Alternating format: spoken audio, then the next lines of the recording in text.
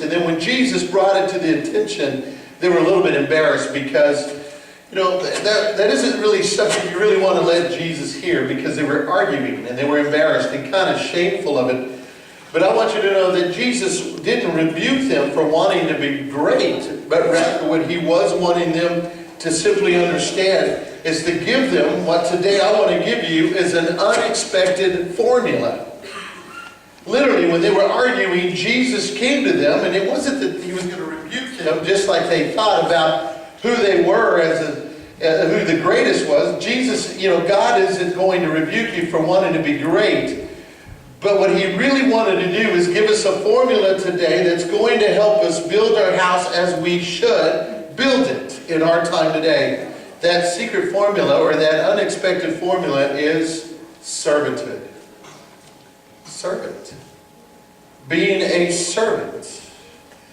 Later, when the disciples asked about those casting out demons in his name, Jesus said, Mark chapter 9, verse 40-41, he says, he who is not against us is what? Is on our side. He says, those who are going out and casting out demons are on our side.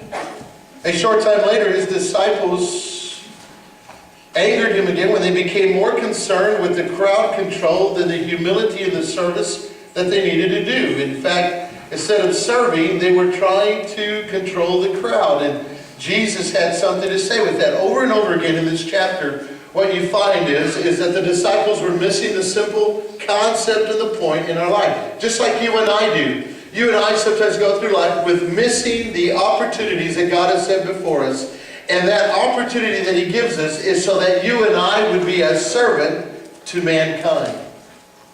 We'll get to this in just a little bit. So what does Jesus do? He sets the example. He takes a child and begins to give an illustration of the character of who children are, so that we have an understanding the kind of individual God is wanting every adult to, again, become. These are some of the characteristics that children exhibit.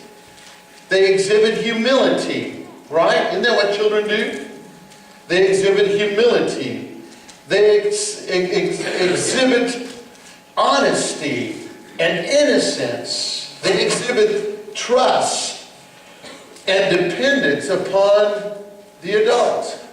That's exactly what God was trying to let us know, and is trying to tell us here today, that he wants us to revert back into the characteristics of what a child does. And a child is very they're humble, they're trusting, they trust their adults and hoping that they're going to come through for them at the end of the day. They know they're going to feed them. You and I should begin to exhibit those type of characteristics, understanding that God is going to be the one that provides everything for us.